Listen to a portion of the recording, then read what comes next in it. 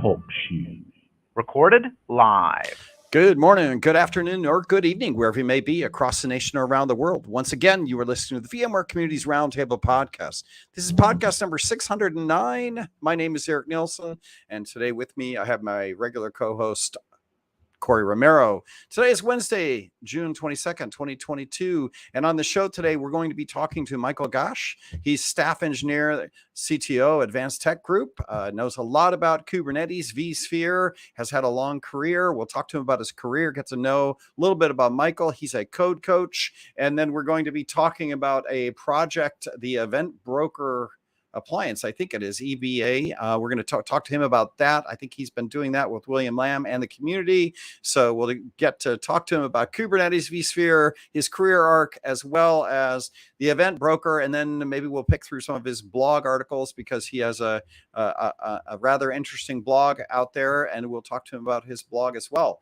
So let's get going. So Corey Romero, how you doing? How's the weather in Utah? What's the weather in Utah is great. It's been between 70s and 90s. It's been fantastic. That's good. That's good. It has been extremely hot in the Bay Area the last couple of days. Like we hit 100 yesterday in Palo Alto. So when it gets up to 100, we're like, wow, okay, it's hot. And about a third of the houses don't have AC because normally it's pretty mild here, and we get these hot weather moments. And this is where you guys suffer out in the world in a cold winter sometimes, and sometimes that the month of July and August we start getting pretty hot here, but. Slowly, everybody's getting AC. Beautiful weather, though. Can't complain. Looking forward to the July 4th weekend coming up. That should be fun. And here we go. So, Corey, I know that we've got Explore happening. Lots of stuff going on with Explore. The big announcement is Content Calendar opens June 28th. So you guys can go take a look at the sessions. Slowly, community members and people have been notified if they have a session. And given the Content Calendar opens up next Tuesday, the 28th, I suspect that most people know whether they're doing a session or not. It was kind of slow moving release of who was doing what in what sessions, but I know that's getting wrapped up this week, and next week Content Calendar goes live. So looking forward to that. Note US August 29th, Europe November 7th, and we're in the reg of thousands now, I can say that. So reg is steadily climbing, and I know once Content Calendar opens up, we're going to be showcasing the top 20 sessions that are out there. So you'll get to see more about what is going to be interesting. VMware is certainly doubling down on VMware Explore this year. The executive team is super excited about it, and they're actually investing more money than not in order to make the event really good. So it should be good. Corey, what's going on with the experts? Yeah, so the vExpert applications for the second half, they're going to be closing on Monday. So if you have not applied yet for vExpert, make sure you get your application in there. Announcement will happen on July 11th. So we'll go out with our blog and email and announce all the vExpert awards. And then yesterday we did a really, really cool webinar. It wasn't our typical vExpert webinar. So for those of you who don't know about the vExpert program, one of the things we do is we do webinars with partners and VMware employees. Typically they're on products. This was on Home Lab. So this was a definitive guide on Home Lab. It was amazing. It was so good. This is the first webinar that I tweeted out for the public to come see, just to show the value of the vExpert program and what we do, and the value that's provided from the vExperts. So with that, if you want to watch that webinar, go to Twitter at vExpert, and you can go watch that. Nice. Good. I know that me and you are still working on what we're going to do for vExperts at VMware Explore, but I do want to do a shout out. Go register on the vExpert portal in order to let Corey know whether you're coming to VMware Explore this year, because we're looking at how to buy things for gift bags. I believe there is going to be a gift bag, correct, Corey? You guys are already building that already, right? And now it's just a question of what we're dropping into those bags, how many people are coming. So to register, you go to vexpert.vmware.com, the vExpert portal, and then use the new feature that you guys got in there. Yep, you can go to events and opportunities, and then you can go down and pick VMware Explorer US and check yes or no if you're attending. You can do that with EMEA as well, so the Europe event. Yeah, and just so to get the word out, and I'm sure you'll tweet this out, if you don't register in the tool, you will not be able to show up to the booth and get a bag. Correct, right. Yep. Okay, Yep. so just we're going to say that. We'll see if we can make that stick, because sometimes it's hard when you have 300 vExperts clamoring at the desk going, why am I not on a list, right? But we do have to get that word out because we are trying to order expensive things this year in lieu of not doing anything the last 2 years. And so, so we need to know how many bags we need to build. We're not going to build extra ones. So absolutely. Yep. All right.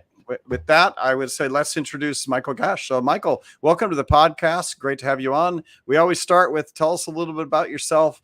Where do you live? Where do you work out of? What's your career arc look like? Tell us a little bit about yourself. Sure. Hi, everyone. And thanks, Eric, for having me on the show today. I hope my audio is clear. Let me know if it is. Sounds great. Very good. So I'm Michael. I work at VMware in Office of the CTO as an engineer. And I'm based out of Germany, a small city called Leipzig, which, if you don't know the city, it's close to Berlin, which I think a lot of people might know. And I joined VMware in 2015. And since then, I'm at kind of different roles. But I think a lot of people know me from the work that I've done in the Kubernetes area for VMware, for vSphere, for Kubernetes, and so on. And then lately I've changed perspectives a little bit, and I'm working on a new platform called Knative, which I don't think a lot of people have heard of, but they should. And in parallel, I'm a maintainer on a couple of open source projects, and one being the Go VMW project, which happens to be the SDK for vSphere, for the Go programming language. So that is in a nutshell what I'm currently doing. And if there are no more questions, Eric, then I'm happy to start right from the beginning. Well, I'm going to ask you a couple things. Yes. You're an engineer, right? Did you get a computer science or engineering degree? Did you study computer science and out of university, or are you a self-taught engineer? Exactly. Yeah, I'm a self-taught. So I have a high school degree, and because by the time I was still playing music, I decided to not go university but stay with my friends. Right, hang out, a rock and roller. Right. Yeah. Obviously, this didn't turn out, but so this is interesting, and I'll hit you up with a question here, which is there is like 9 out of 10 of IT practitioners that I talk to don't go to university, ended up doing some cool stuff, and then ended up in IT, right? Yeah. But almost everybody then ends up being non-engineering, right? Don't write code, but mostly are in the ops side, right? Or most they write PowerShell, right? So I'm curious how you ended up, getting further down into, building and writing a bit more code on Kubernetes and learn a little bit more of engineering. How did you make that jump? Because I think a lot of people right now are considering that as well. Like, if I'm IT and I'm doing lightweight automation, how did you get there? That's a good question. And I also started my career in ops. So my first job that I got after the civil service that I did was actually in ops. I was working for a research institute, and they needed someone to work on the Linux platforms, also desktop support. So I did a little bit of everything. And this was in 2002, like beginning of 2002. And this was also the time where a colleague of mine introduced me to the VMware technology.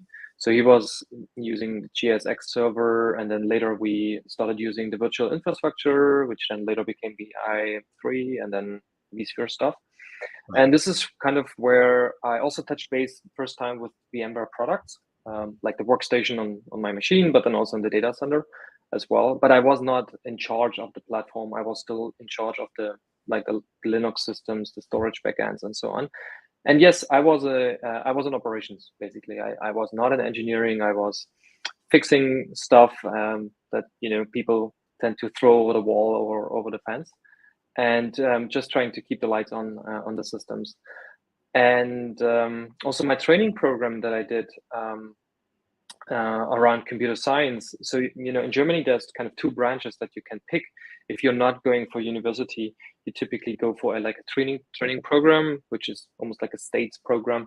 And you do like 2 to 3 years. And I picked computer science, but on the infrastructure side. So there's actually a track Okay. there.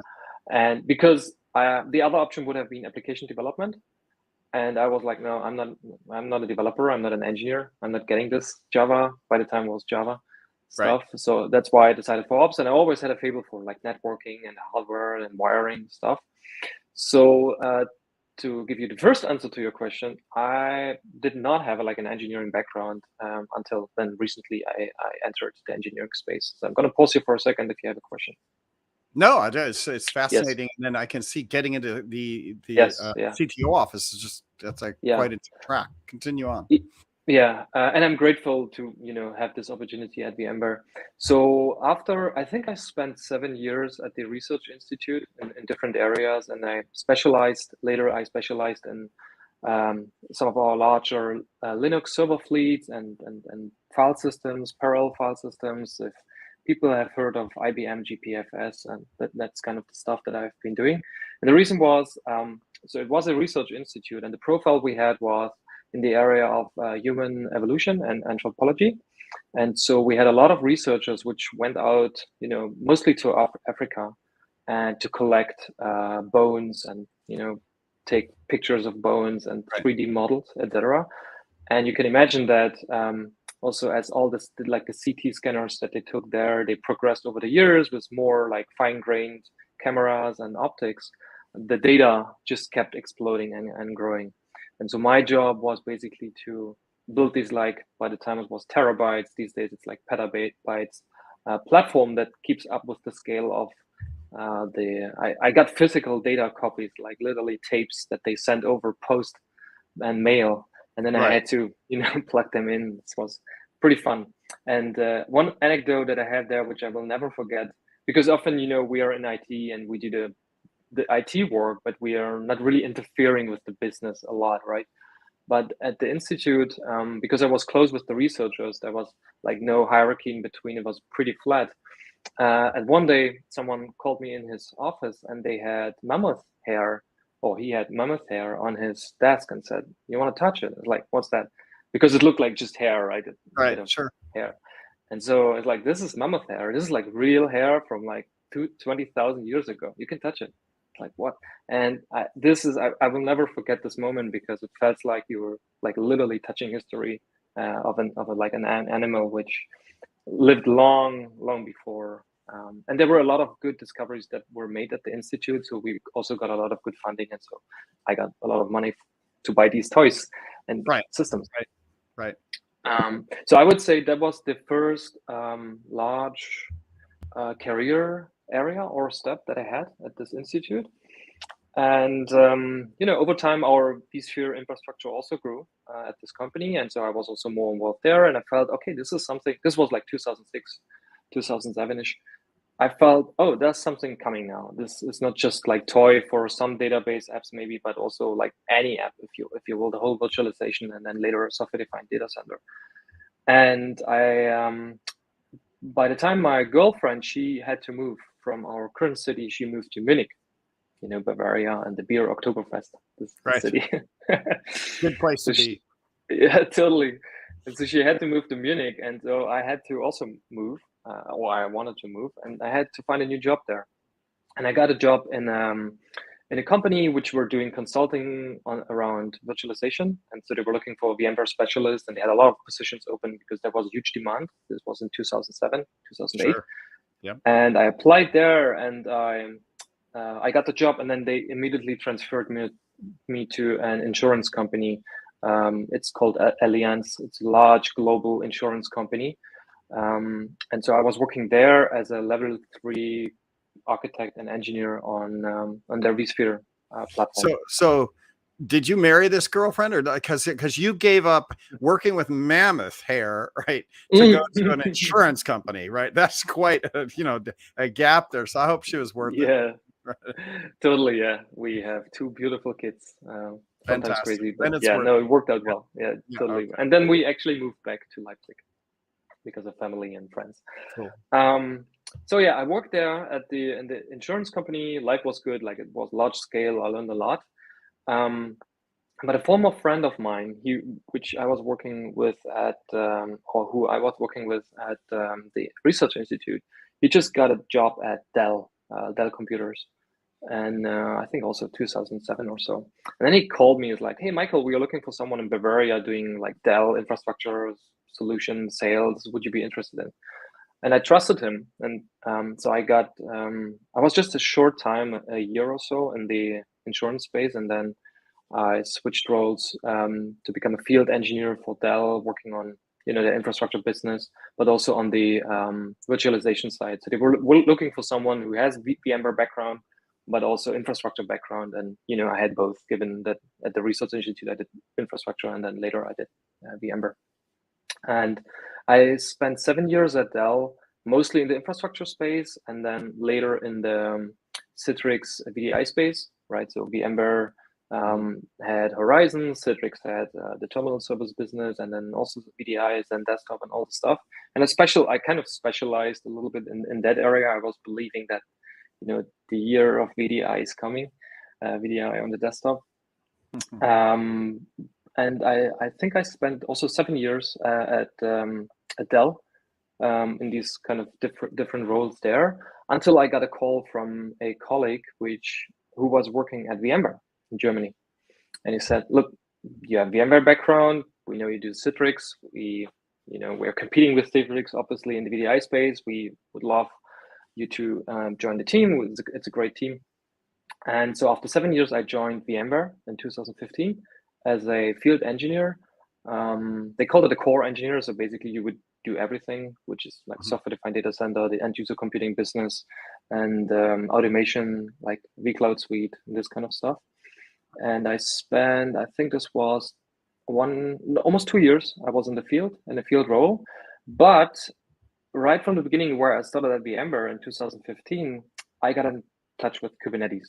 Kubernetes, just came out, if you will, was rather new, and there was all this hype around containers are going to replace VMs, and here's Kubernetes, and there's Docker, and there's Mesos, and all of these new platforms, and they're going to completely destroy VMware. We were just past OpenStack, we survived OpenStack, and now there's a new wave coming, and another one destroying VMware. And I got curious about what is this stuff. I heard about containers before because I was working on Linux for a long time, so I had a little bit of experience there, but not on these platforms that were emerging around, especially not Kubernetes.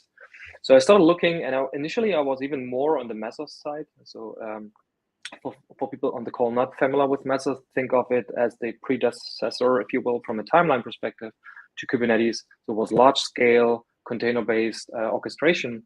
It was, or maybe it's still in use, like Comcast, Verizon, and so on. And I thought, well, probably Mesos is going to win the whole container orchestration war game.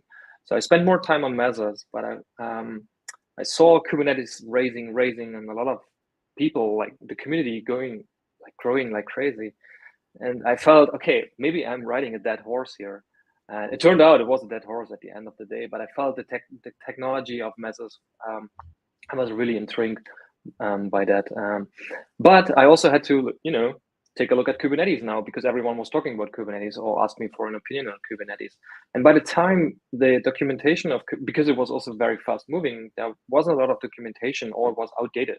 So if you wanted to learn and read about, for example, resource management in Kubernetes, like how the scheduler works, how they do like memory and CPU and all the stuff, like all the stuff that we know from vSphere, from the hypervisor. Right. If you, and a lot of people had these questions because people said Kubernetes is going to replace VMware. Well, if that's the truth, then they have to solve the same problems that we solve, right, with DRS and the kernel and so on.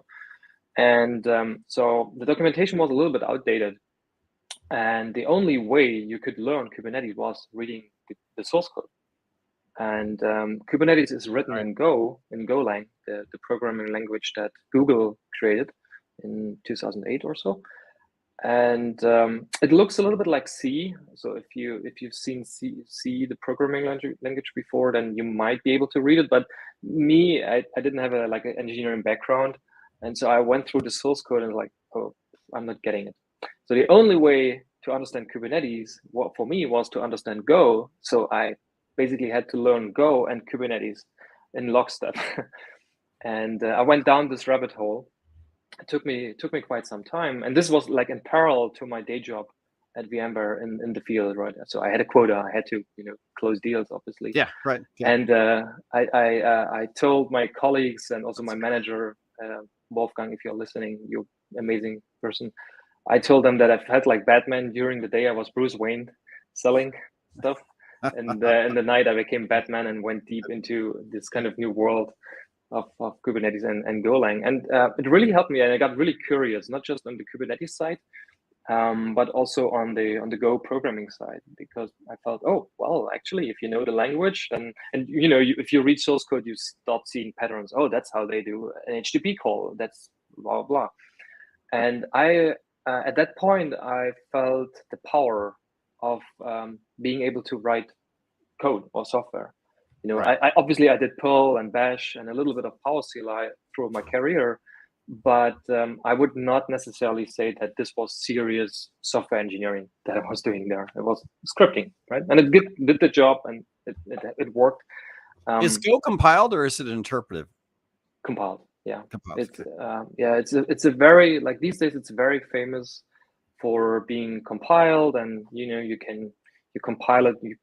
Like, I have a Mac, and I can compile on my Mac to Windows and PowerPC or whatever, because the compiler and the toolchain is really really great. And so a lot of people are also like switching from Python to Go, especially in the back end. So it's a language worth exploring and taking a look at.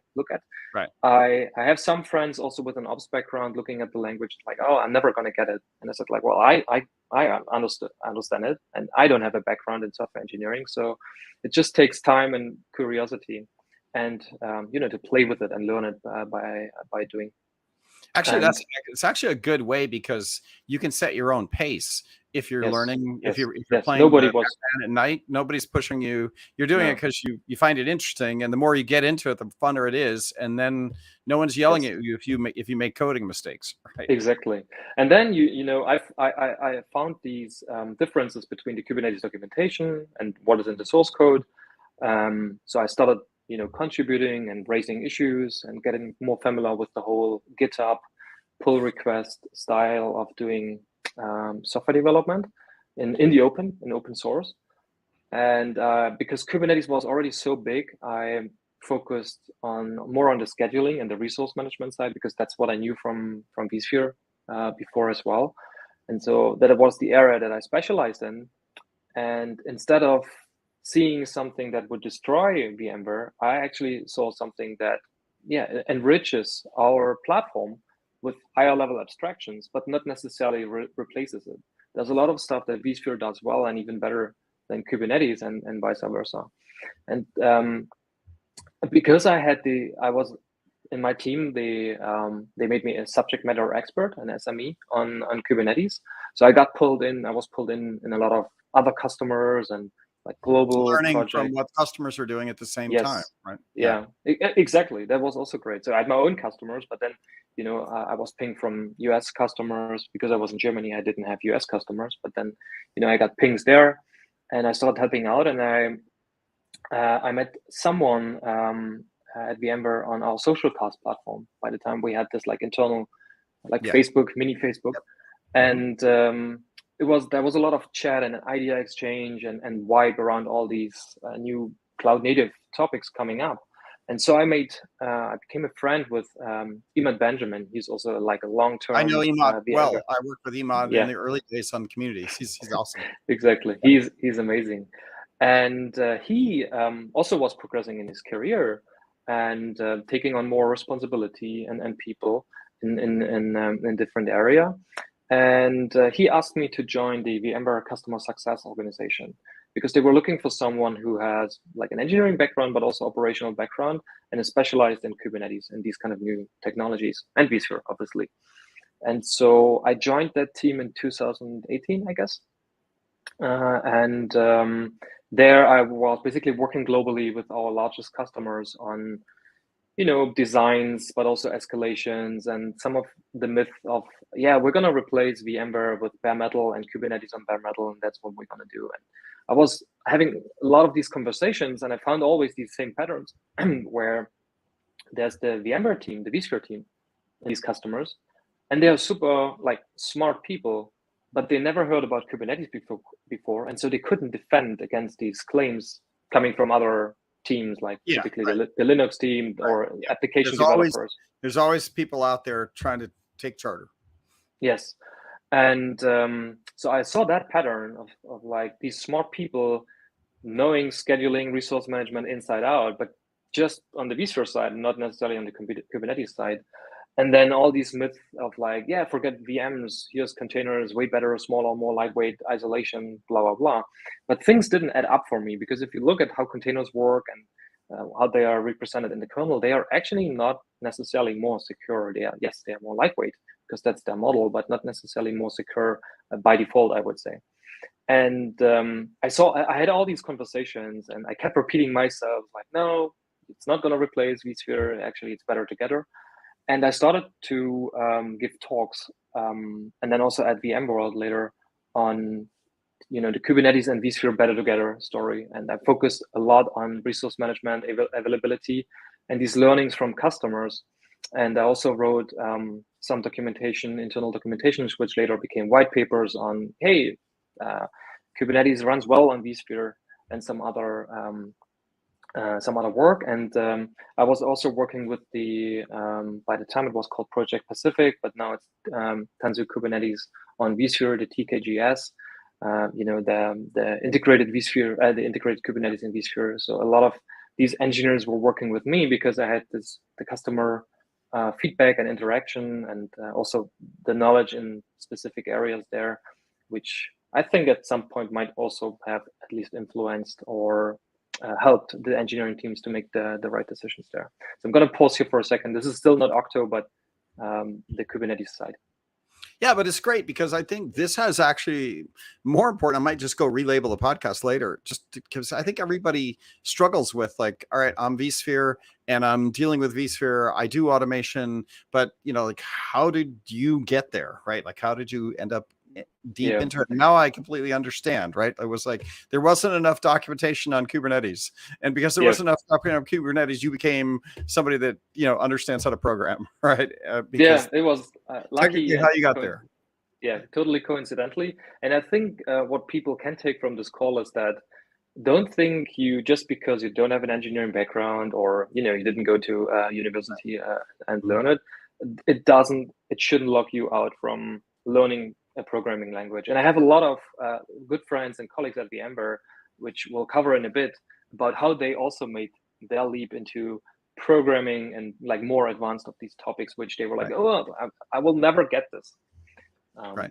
All right. So I think that was what I was looking for. And you've kind of given me that, how you got into the coding piece. Now you're in the office of CTO, helping them understand whatever you're bringing to the table on Kubernetes. But why don't we switch gears for the second half of the podcast here and talk a little bit about Kubernetes and vSphere. What's your impression here? And you've kind of been leading into that, but why don't you take us on that little bit of explanation of, you obviously think that there's Kubernetes, from my perspective, is app management, right? And vSphere doesn't do, and ESX doesn't do app management, right? We do it at the VM level. And when I was at Sun Microsystems, we actually tried to do app management, and it was a nightmare, right? We completely failed because we attacked virtualization at the app space first, and that was impossible to do at that time. It's complicated, right? And for me, VMware did it right, where they went after just the operating system, containerized the operating system into a VM, and that's just what you move around, and that's easy to do, or it's straightforward. You have to do memory management, you have to do scheduling, you have to do all of that, but it's not impossible where you have a bazillion apps running around, flying. It was manageable. So I think VMware did well.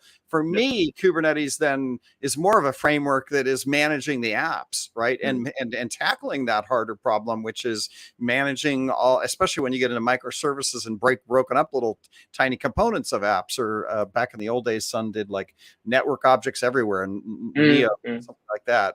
And many people have tried to do this. Now that's my perspective. You can correct me here if I've got the wrong paradigm, but that's why for me, I think Kubernetes sits nicely on top of vSphere, because they're two separate problem spaces. But that's I'm not. No, I totally agree. There was in 2019, I did a VMware session where I had this one diagram where I was basically showing from a resource management perspective, but you can like generalize it as well, all the different layers where these platforms sit. And like if you have a server, there's a lot of resource management already happening at the server, like on the CPU, on the caches, on the BIOS. And then you put an operating system on top of this, or you have vSphere on top of it, and then you install something like Kubernetes on top of this, and then or OpenStack, and then maybe even Kubernetes in OpenStack, and then maybe another layer. So it's basically all these layers, right? And as you said, all of these tools or platforms have a fit in the layer cake at some point. And it depends on your environment. Like if you're large scale, you have a good engineering organization, you have the talent, then you might be able to say, yeah, well, we don't need all the vSphere features. We're going to go bare metal. We need to squeeze the last bit out of the thing, and we are very special and whatever. Well, then yes. And there are these customers out there, like CERN is a big one, right? But for customers which, first of all, are not in the business of doing software engineering, but in a totally different business, right? Or are not able to attract the talent, or don't want to spend their dollars in infrastructure, well, then why would you basically reinvent the wheel? Because Kubernetes doesn't magically solve it. You still have to solve it. You still have to abstract the hardware in some form, which Kubernetes doesn't. A hypervisor does. Kubernetes does not. And so to your point, I totally agree. To me, it's a great fit together, like vSphere to abstract and have a homogeneous infrastructure, software defined, and then Kubernetes on top. The only thing where I would object, Eric, is that over time we learned that Kubernetes is not necessarily good at managing applications. It is good at managing containers, if you will, but an application is more than just, a couple of containers. So these days, a lot of people are like, well, Kubernetes is too complex, and we need to build a platform on top of it to actually have our developers push code and then run the applications. And we see this like renaissance of platform as a service on top of Kubernetes, and some people are like, no, you need to do serverless, which is even higher, right? Don't worry about all the servers which are still in serverless, and just push your code and let the automation and stuff handled by like a service provider.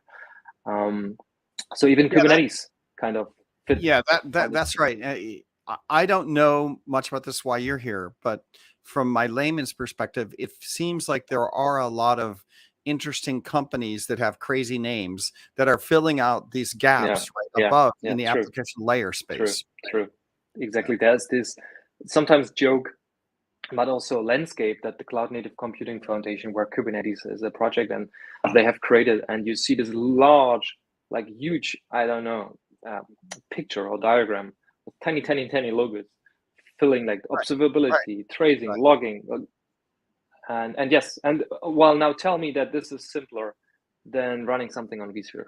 And by the way, I had a lot of conversations around, we want to do our databases on Kubernetes, and we're going to put our Kafkas on Kubernetes and our messaging systems on Kubernetes.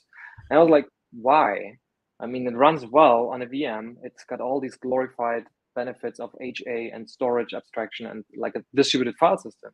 And now you're squeezing something into which was built for stateless apps. And this is just setting up yourself for pain. Things have evolved, things have gotten better. But in general, I still advise people to put Kafka, for example, just on VMs, because they do their job, unless you have specific needs, for example, for testing. Right. I think you're right in that it really, if you look at Kubernetes, it was a stateless design for Google searches, right? Like, so where they could spin up a little task and go do the search, and then and that was it. It evaporated, and serverless computer kind of architecture. But when you get into, you still need hardware, operating Always. system layers, all of these layers have to be there. And then some of this stuff doesn't fit well. I agree with that, right? Or it doesn't fit. It's just you got to do an extra work. And why reinvent something when you don't really get a lot of benefit there, right? And I think people understand that these days, or at least a lot of people. It's not as black and white as people like Kubernetes is going to replace VMware, containers are going to replace VMs. Like we all learn from the past, which is like eventually things will settle and there's this blurring line between some are more here and some are more there, but there's no right or wrong. Right. Yeah, that makes sense. And so now let's get into understanding vSphere and why Kubernetes on vSphere, which I've always stated that was the way to go back in the day when we first started out building what was it, Proton, and like when Photon, containers were first here, right? And Photon, not Proton, Photon. I was kind of like, why don't you just run all this on vSphere, right? Like, why is there something different, right? And eventually Raghu and others got around to that, right? I think I complained to some of them too. Kind of like, I don't understand why you have separate businesses, because they were branding and separate. I'm like, the truth is, I know what the answer, because they were trying to brand it. I'm like, yeah, you should just call it ESX. How's that? Just layer the stuff on top of ESX, because the reality is, this is where it's going to, I guarantee that's where it's going to end up. And so I like that it got there. So that's good. That's right. So we've covered this. Now let's get a little bit into what you guys have been working on, William and you and others. What are the kind of pain points that you found yourself solving? So, and this is me now talking about the VMware Event Broker appliance project that I've basically spent most of my work on at VMware and Office of the CTO. And so the background on the project is, if you haven't heard it, and it's abbreviated like VBA. So I'm going to say VBA in the next, and not always it's like long word. If you haven't heard about VBA before, the inception of VBA was in 2018 around, when I met William, and we sat together and we were brainstorming about, so our VMware core personas like admins, operators, architects, DevOps, right? All these called nowadays, or platform engineers, they have a lot of stuff on their plate. They have a lot of things to do. And now here comes VMware and telling them, look, okay, you need to keep up with VMware, but you also need to learn Kubernetes. And for us, this was, why would someone learn Kubernetes just for the sake of learning Kubernetes? Yes, I get it that these teams might be tasked to roll out Kubernetes infrastructure and clusters for business teams. True. Well, then you should at least know something about Kubernetes, but it shouldn't be the end goal. Like, the end goal shouldn't be you need to become an expert in Kubernetes. Like, you don't have to become the next Michael, because ultimately, none of us are architecting deep microservice apps or anything, right? Well, exactly. Right. Typically, exactly as you said, typically you have to wire stuff together. You find these different requirements in your business, and then you have to come up with like a script, a patch, an idea that wires stuff together ad hoc and solves the pain or closes the ticket.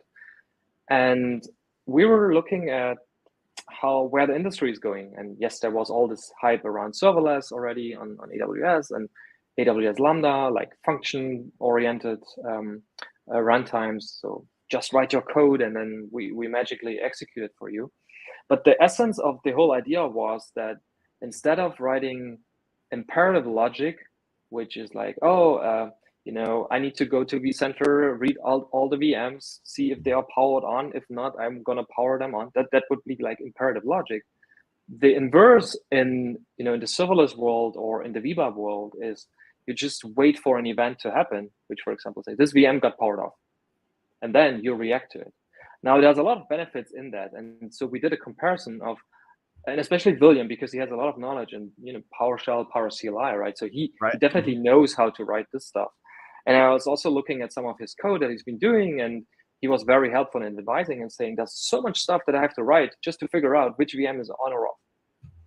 And then we were chatting, and I was proposing this event-driven, this async model, where you get an event, it's a data structure, it says this VM, it's powered off, and then you react to it. Now, this solves a lot of points right away. First of all, that event can come from anywhere. We'll talk a lot about vSphere here, but you can also think about Horizon, the Tanzu portfolio, VROps, automation, like all these products. A lot of them can already send events or alarms or some kind of notification, right?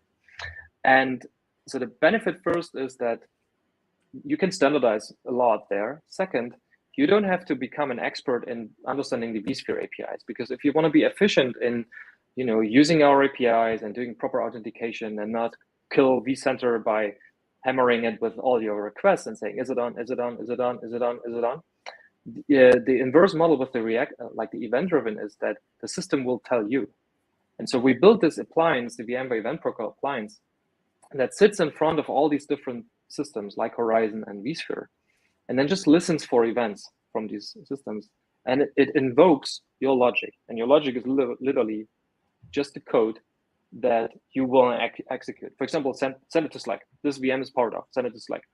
And so we went down from like 7 large steps in Power CLI, like connecting to vCenter, having an account, doing the polling and the diffs and all the stuff, to 2 steps, which is subscribing to a specific event, VM powered off in this case, and writing a logic, which the logic has no vCenter logic at all. So it's resource efficient, it's secure, because all your users don't even know there's a vCenter, because you basically get the push, you don't poll, you don't ask. And it also helps with a lot of these use cases where a business unit comes and says, oh, the classical one is like, we saw a latency spike in our app, and we think that there was a vMotion going on. We can't prove it, but give us access to vCenter because we want to see if there's a vMotion. No, you don't get access to vCenter because that is like behind the firewall. You can't. Oh, well, you don't trust us, and all this stuff, right? In our model with Viva, you just subscribe. That person would just say, hey, Viva, I'm going to subscribe to VM migrated event or DRS migrated event, and then invoke this function. And the function, again, can be Power CLI, can be Python, can be Bash, can be Go, can be Java, whatever. It's almost like an AWS Lambda and these modern function systems. And we were super surprised. Like we had in 2019, I think, we had a session at VMworld. And, we got a small code session block there and like a small room. And during the sign up, during the scheduling, pre-scheduling, the event team reached out and said, your session is completely full. Well, we need to give you a larger room and a second session. So we got 2 sessions, which we did on the same day. And the feedback was amazing because instead of learning Kubernetes, which we do use in Viva uses Knative, it uses all the fancy stuff, but we're not exposing this. What we are exposing is the way to get your job done easily. And that's where people immediately got use cases like, oh, if virtual machines get attacked, I want to synchronize to NSXT because then I want to set firewall rules. Or I run on VMC, and if a virtual machine there gets deployed, I want to set a notification to wherever. Right.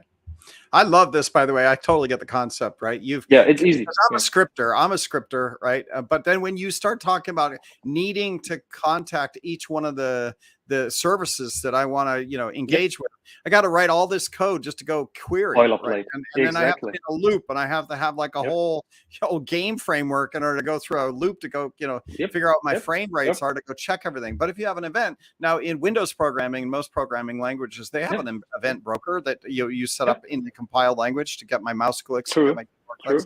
But that's not in a scripting environment. There hasn't been anything that I can just go. I have to go make my script, go query whatever it is I want to query, and then I have to set up a cron job to run my script whenever I want to go check on things. Where if you had like a script broker, right, an event broker that my scripts can be called, then I don't have to sit and query everything and have a million cron jobs. I just run my event broker, and then it calls me when I got something wrong, and then I have a script that I've written to handle that or whatever. You can send it to me in Slack, whatever.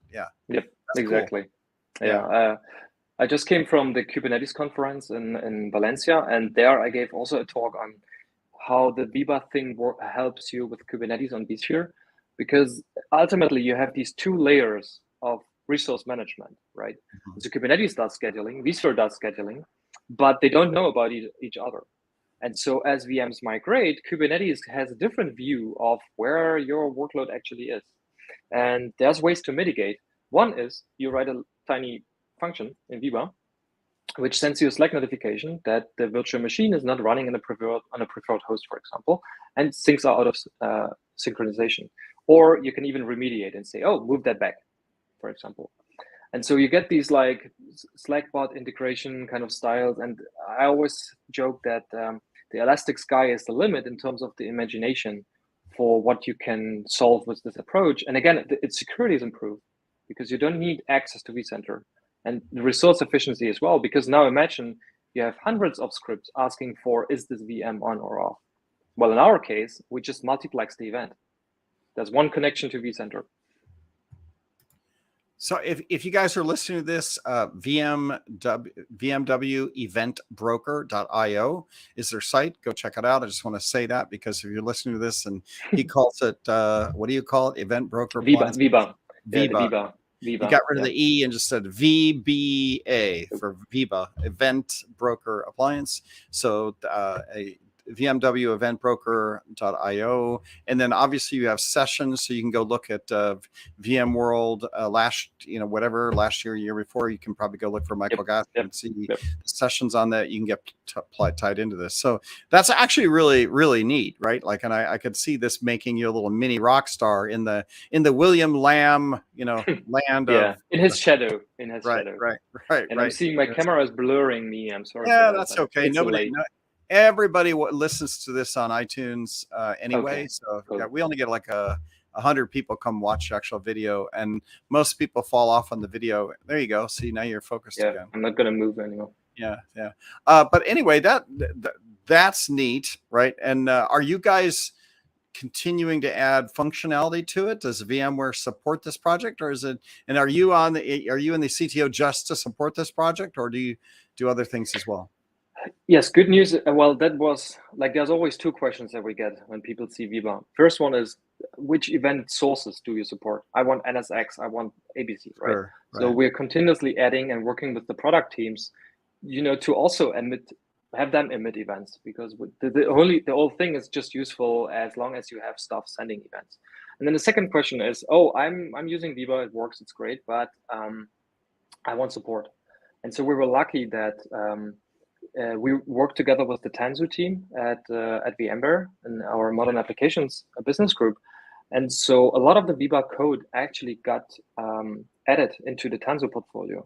So if you're a Tanzu customer or Tanzu application platform customer, then likely you already have Viba in some sort, because they use a lot of the same bits that we use in Viba. And this was intentionally that we picked the same technologies there as well. Nice. So yeah, because that's also supported is key, right? Over exactly. time. Yeah. And then if the code is there, if you get hit by a truck or you decide to leave VMware or whatever, like there is somebody else that the company will support this stuff, right? Yes. And from an enterprise perspective, that's important. I always say. And it's all open source, even like even the Tanzu integration, that is all open source and available on GitHub. Right. Nice. So in the LAN, do you still interact with customers, or what are you doing in the CTO office then? Just working on this, or mostly on the Viba project, and because we have plans to not just keep it as a fling. We definitely want to make it more productive. And the good thing with Viba is that there's a lot of inbound customer feedback and requests. So there's a community actually around Viba. From a lot of VMware folks. Every day, there's a ping from someone saying, look, I have this requirement. Can Viba do this for me? And so this really keeps me on the ground, if you will, to not sit in my ivory tower and think about the world problems, but being very concrete. And this is also one big kind of agenda that we have in Office of the CTO and the HET group, is to build things that people want and use and need. And I think Viba really find a sweet spot there. Do you guys, because it's open source, do you have an open source project on this? Do you have anybody else that helps you guys out on a regular basis? Yeah, we do. So on the backend side, not so much, with all these source integrations, that's mostly me. But and then together with the Tanzu team, obviously. But we get a lot of support from people contributing functions and ideas, and documentation updates, finding bugs in our website. So that is most of the contributions, which is great. And one lesson there as well is that we have people like Patrick Kramer, he's another code coach, and Robert Guska. They also have the same background. They have been doing operations, doing Power CLI, never thought they're going to get this whole development and GitHub. These guys are now crushing it. They are doing pull requests, they are doing Git, and all the fancy stuff on the command line. If you ask Patrick, he's like, 2 years ago, I've never dreamed of actually typing Git. on my command Right. line, and now he's doing all the pull requests now. So Viva helped him because he was learning by doing, because he had VMC use cases that he had to solve, and so he was looking at Viva, getting his feet wet, and he was learning, but also solving a real problem and need that he had. That's awesome. That's awesome. I know we're coming up to the top of the hour. I will go retitle this podcast back on TalkShoe to make sure I just call this the Michael Gash and Event Broker Appliance podcast. So I'll make sure. If somehow you got to the end of this podcast listening and you didn't notice the title change, then I apologize for that, because I think it's really cool, and I can see where, as part of the VMware code program, which the code program is really an automation program, right? Where we're just getting automation engineers together and working on all things automation. I can see where this is something key. Thank you for being a code coach. At the end, I will say, are you going to be at VMware Explore? Do you guys have a session? You guys going to follow up? Yes. So the US one conflicts with my PTO, so I won't be in the US. So you'll be there anyway, right? Because family and children should. Of course. Yeah. 20-hour flight with 2 young kids. Couldn't be any better, right? So, but I think William and Patrick are doing at least 2 sessions on Viva and also tutorials. And then in EU Explore, Robert is also going to be there, Robert Guska. So there will be a lot of Viva coverage, and I hope to join in EU in November. Awesome. Great. And then finally, because we are on youtube.com/vbarbecue, VBARBECUE, you can go look at what Michael Gash looks like. You can look like I look like. You can see Corey. You can go over there, give us a like and a follow if you want to, and just check us out. Otherwise, we will talk barbecue because it is lunchtime here in California. So the question for you, Michael, is: do you ever do any barbecue in Germany? And if not, do you ever get any barbecue? What's your favorite barbecue? So we do. We call it Grillen. So the word barbecue is, when you talk to a German and say, "Do you do barbecue?" we think of these huge grills and 20-hour smoking. But the typical German barbecue is like you get together, you have 1 hour, like a small grill, you put some sausages on there. I was going to say, what I've heard is just sausages. Everything in German is sausages. Sausages or fat steak. But things are getting better because people love the barbecue style and like the slow cooking and the more embracing and enjoying this time. Yes, the smoking. And you see people buying these large grills or barbecue smokers. And it's getting more of a discipline in Germany. I'm not, I enjoy eating, but I'm not so much into, I don't have a lot of time. No, I'm really suck there. I really suck. I did get a Traeger this weekend, right? So I finally got a pellet-driven, barbecue. I've just been barbecuing on my, just standard Kingsford open grill with charcoal. But now I got a Traeger with an auger, fed pellet system that you can just dial in digitally the temperature. Amazing. Yes. And then just let it go for as long, and so you set it at a low temperature, you can smoke all day, you don't do anything. And then you can buy the different wood pellets, right? So they got cherry, mesquite, for the smoke. Different woods. Yeah. And they're just they say they're pellets, but what they are is sawdust. They're of the tree type, like, whatever, cherry wood. It's just sawdust that then they compress into a pellet, that then will just burn as wood. So it's basically little mini sticks of wood. Yep.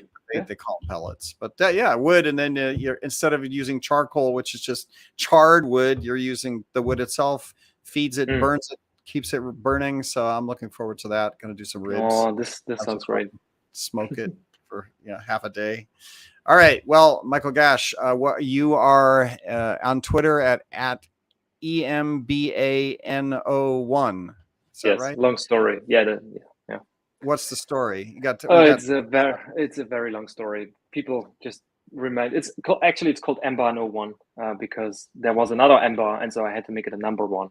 So that's EMBA01.